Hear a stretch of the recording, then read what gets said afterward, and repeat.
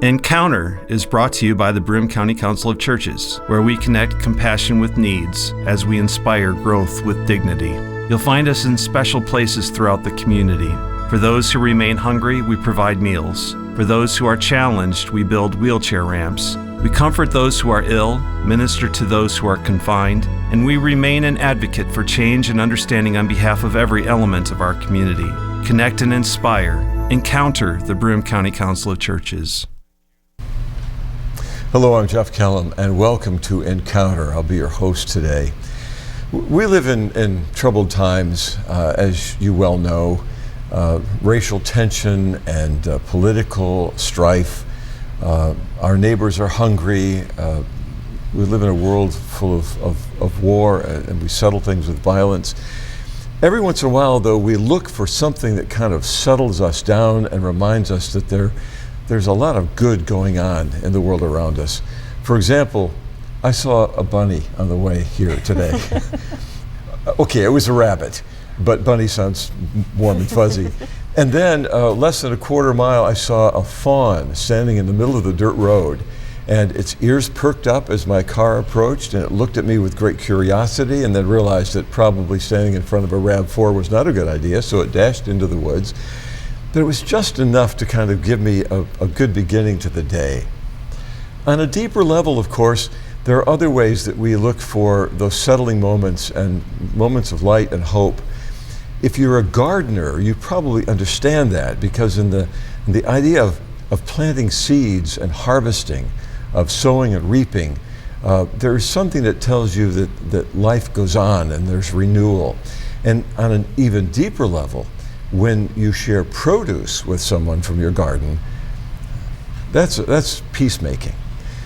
So today's theme is gardening, and we're speaking especially about community and church gardens, the Chow Farm, the way we feed our hungry neighbors. Let me introduce you to our guests.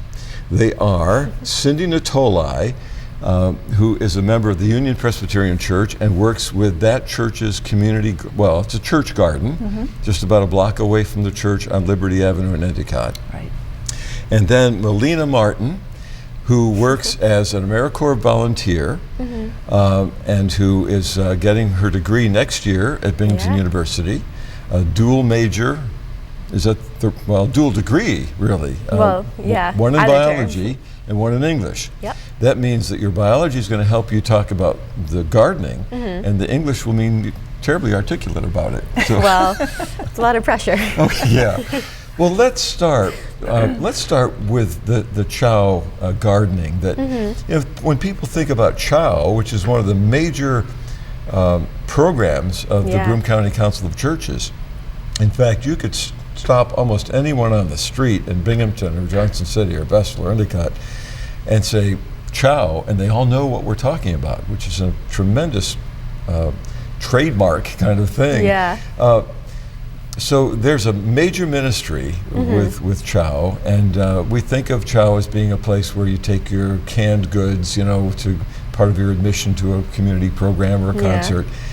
But there's also fresh produce involved with Chow. Yes, there is. Tell us about some of the ways that happens.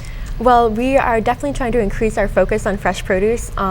We get so many donations that we're, of course, so grateful for, but donations tend to be canned goods or pastries, which are not always the healthiest thing for the community, especially for people who can't afford to buy a healthy produce, which, as we all know, can be really expensive.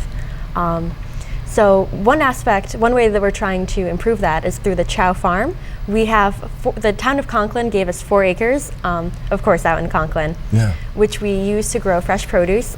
So far we've harvested lettuce, kale, spinach, and I think some of the tomatoes are about ready to be harvested, which will be really exciting for us. And the folks who actually do the planting and the harvesting are volunteers? Yeah, it's pretty much entirely volunteer run. We have our farm manager is a volunteer, Jim Dunn. He's actually retired and he just does this part-time for fun. Yeah. And then we have, I'm involved with the farm, and I'm an AmeriCorps member, which is kind of like a volunteer. We have another AmeriCorps member, Amy Heavey, who also is involved, and the rest of it is entirely volunteer hours from different people in the community. and different groups that just want to, give some time. Sure. So this is not just individuals, but a community group or a church youth group or whatever could come in and. Yeah, we have everything from like Daisy Scouts to like workers from Lockheed Martin. What a neat thing. Yeah, they were there last week. Yeah. So they come in. Do people need training? I mean, do you send them out and say, do this or? Well, we usually try to have a task. Sometimes we're going to put in a drip irrigation system soon, which will be one of the tasks for the group. We don't know which group yet, but they're out there. And there's tons of different things that you can do. It's a lot of weeding. We had a group from Vestal High School recently, which did a ton of work for us. They did. Of course, as you well know, there's a lot of weeding to be done in a garden. But they helped put down sheet mulch in the paths in between, putting down paper and mulch to keep the weeds from growing up in between, which has been very useful. Well, see, that right away, I'd be challenged to know what's the weed and what's the plant. So someone would have to explain that to me. Yeah, it is important to have guidance. You don't want to be pulling out the right plants. Right, exactly. Usually it's pretty easy to tell. Yeah. So how do you decide what to plant? Spring comes, you got to rototill the acreage there, and you have to know what's going to grow in upstate New York, and we have a fairly short growing season, I would think. It's true. We've been lucky this season because we've had so many hot days and so many rainy days, which are good for the garden, even if we don't enjoy them as much. But the Chow Farm has been running for 3 years now, and so mostly we've just been experimenting with different things, trying different varieties of plants to see what grows best. And of course, it varies from year to year. The last 2 years we had really good luck with spinach, but this year, for whatever reason, it didn't grow so well. I've heard like other people haven't had as much luck with spinach. Who knows why, but it's not a good year for spinach.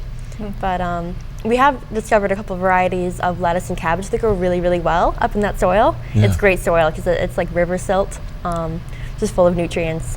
And one interesting thing that we've been growing, Cornell has developed a type of head lettuce. They call it Ithaca, of course. And it's very beautiful. It's like frilly along the edges, and it's very sweet and mild. And it's one of the few kinds of head lettuce that will actually form up into a head up around where we are, because as you mentioned, the growing season is so short, and we tend to have like colder nights. I lived in Vermont for a while. I think the growing season there was like from July 4th to August 1st or something. Yeah, very short. That's tough. Yeah. And Cindy, let's talk a little bit about a smaller garden, and this one is not donated to Chow, but was a plot that became available in the Union District of Endicott. Tell us about how that small garden got started. Well, about 3 years ago, someone from Chow came and spoke at our church, and afterwards 6 or 7 of us sat down with him over coffee, and he listed for us several things that individuals and communities could do to help Chow. And one of the things that was mentioned was to grow produce, because you have a hard time getting fresh vegetables. And one of the members of our church, Claire Bombard, happened to be there and said, well, our backyard garden that my grandfather and my father have used for many, many years is available. Would you like it? And that's how we started about 3 years ago. And so it's a backyard. It's a backyard. An established neighborhood. And so these are church volunteers who are coming in to work the soil. There are about 4 to 6 of us that are out there fairly regularly. In the spring, of course, people volunteer to come and run the rototiller, and then the deacons have donated money for plants and for seeds, and you've actually donated money also to help us with this year's plantings. I did? Yes, you did, so incredible? Thank you very much. So this year we have a much bigger garden than we've had in years past, and it's starting to produce. Now, you're a nurse, right? Yes. And I do want to assure you that I had a balanced breakfast today. Oh, good. I had a pizza in this hand and a Coke in that one, so it balanced up very nicely. I'm only kidding about that. So talk a little bit about the importance of fresh produce to a person's diet. These gardens are primarily developed so that those who are hunger challenged, what's the word? Food insecure. Food insecure, thank Yeah. you. Yes, the importance of fresh produce. Well, it's very important. As Melina mentioned, you can't live on white bread and processed foods, so it's important to have those green leafy vegetables, the tomatoes, the radishes, and things that we're picking right now to supplement the diet. And if you go to the grocery store, those are probably the most expensive things on the grocery list and are out of the reach of most people. So It's so much easier for folks to buy that box of mac and cheese and take it home, or to do fast food. And it's very filling. You don't need as much fresh produce to fill you up as you do a peanut butter sandwich and things like that. So when the challenging part, I guess, is getting that garden ready, and then we talked about the planting and the weeding. Now, when does the harvesting start? We're now, I guess, if I had a garden at home full of corn, I guess I would know, but not quite corn season yet. Okay, right. okay. Yeah. Well, we picked our first batch to deliver to Chow last week, and we had rhubarb and lettuce and radishes. And this week we'll have more lettuce, radishes. Our yellow squash is just about ready to pick, and there's something else I can't remember. Anyway, we have things that are ready to pick and to deliver. So, how does that process move from the garden to Chow's warehouse or the Chow bus? Or Well, we get with the Chow bus. I'm sure everyone has seen it. It's a giant school bus that was donated to us. It's painted. Yeah, it's funny. I work on the Chow bus, and whenever we're at a stoplight or something, there'll always be people on the sidewalk like taking selfies with it. But we call it our mobile food market, and we distribute low-cost or no-cost produce. We order some produce from Belog & Sons. They're a local distributor. They're based out in Conklin. And we're able to sell it off the bus for a very, very low price. For example, like we have sweet peppers that we sell for 50 cents, whereas like at Weiss they're like $1 each. And we accept cash, credit, and EBT, so we're able to take food stamps, which is helpful for a lot of people. Right. And whatever is donated to us, whatever comes from the Chow farm, we get donations from local farmers, we get donations from grocery stores, we get donations from small gardens like yours. We give away for free. And it's really been marvelous. A couple of weeks ago, we had a ton of sweet corn that we gave away, which was very popular. Now, when you say a ton, well, not literally a ton. Recently, we got a shipment of actually organic beets. A trucker took them to some grocery store, and apparently, just enough of them were like slightly too small to like pass the aesthetic standards from the grocery store, and they're perfectly good. And very high quality beets, and we had I think 56 pounds of them that we were giving away off the bus, and it was just wonderful. There were so many people who like either they loved beets and like they weren't able to afford them regularly, and now they could get like 3 or 4 grocery bags full of them, or people who had like never really seen a beet before and they were kind of suspicious, but beets hopefully came around. There's so many things we do with them. Right. Yes.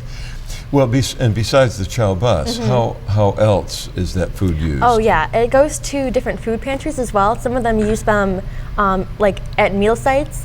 Recently, we harvested a bunch of spinach from the Chow farm, and I believe that went to First Assembly of God, and they made a large quiche with it. So it also is distributed to like individual families as well through the food pantries. Sure.